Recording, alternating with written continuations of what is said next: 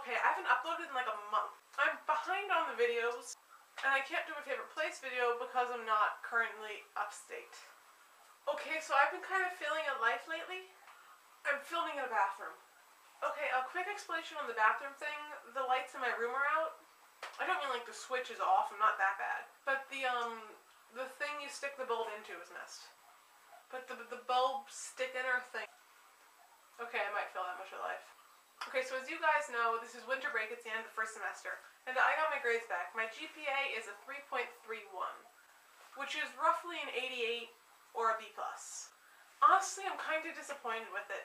I'm not one of those A all the time students, but the reason my grades got knocked down is because in a couple of classes I was doing really well in, I got deducted a letter grade for latencies or absences. So it's just really frustrating, because when you look at what I could have gotten, it would have been a 3.5, which would have been an A, and an A in your first semester of college would have made my day. Okay, so I'm hilariously behind on this, but Merry Christmas, Happy Hanukkah, Great Kwanzaa, and Awesome Festivus. I'm honestly not that well versed in holidays. But anyway, I hope you all had a great holiday. Oh, I haven't gotten my Secret Santa gift yet. Okay, it looks like I'm going to be a really terrible Santa.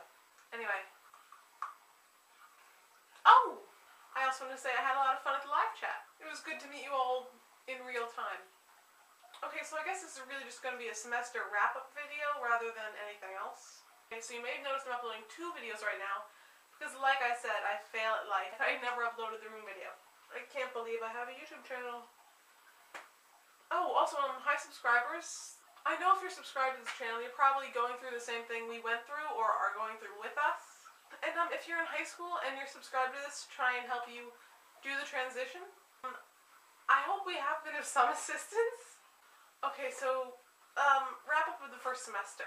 3.31 GPA. Some lessons learned. 8 AM classes are harder to get to than they were in high school. If you have an okay roommate, be thankful. It could be a lot worse. This isn't like high school. You have to go to your classes. Always leave 5 minutes before you think you need to. Keep track of your expensive rented textbooks. Okay, back to the feeling at life portion of this. I have apparently lost my rented culinary textbook.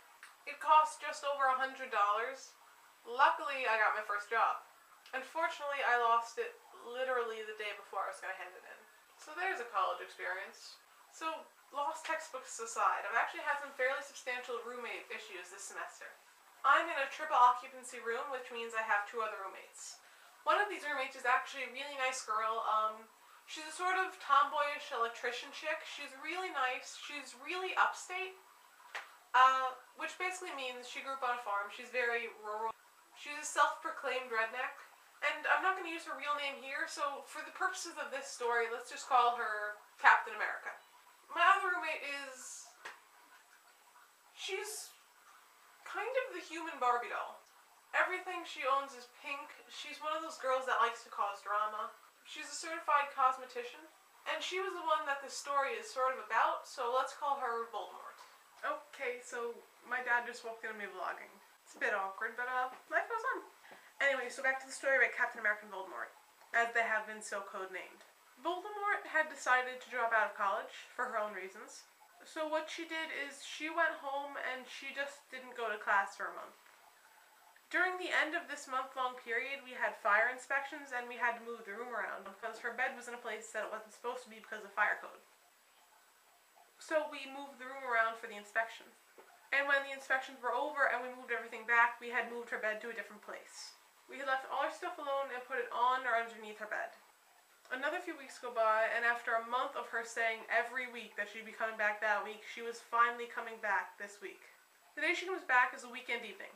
So I'm working at the student dining hall, and Captain America is back home working in her hometown. Captain America starts text messaging me. Sentences never said before. And she's telling me that Voldemort is back and she's looking for her waxing machine in the room and she can't find it. Do I know where it was? Now, I know I may seem like a crazy feminine sort of chick, but I don't know what a waxing machine is. So I message her back that I'm sorry, but I don't know.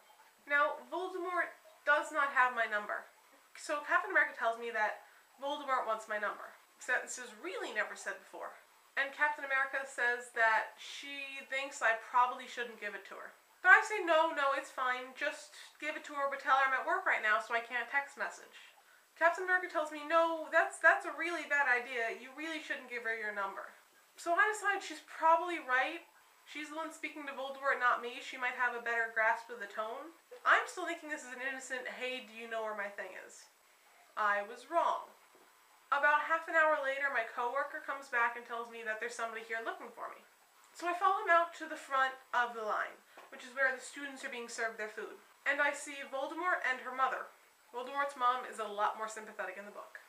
To make a very long and tedious story short, Voldemort and her mother start yelling at me in front of the line, in front of my coworkers and the students I go to school with. Luckily, it was a slow day, so not that many people saw. But she basically just stood there with her mother, screaming at me and accusing me of stealing her waxing machine. So I was standing there trying to explain to two hysterical dark wizards how I had never touched her waxing machine. After they had finished causing a scene, they stormed out in a very dramatic huff, and I went back to working.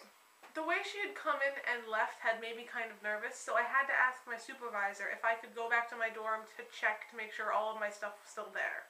So I rushed back to my room, I get in my dorm, and I see that thankfully none of my stuff is broken. However, all of my clothing has been torn out of my laundry basket. My closet things have been moved around. Basically, she threw my stuff all over the floor looking for her waxing machine. But thankfully nothing was broken. Of course she didn't touch Captain America's junk. Sentences that have... Actually, they've probably been said for. But it could have been a lot worse than it was. So there's my fantastic roommate.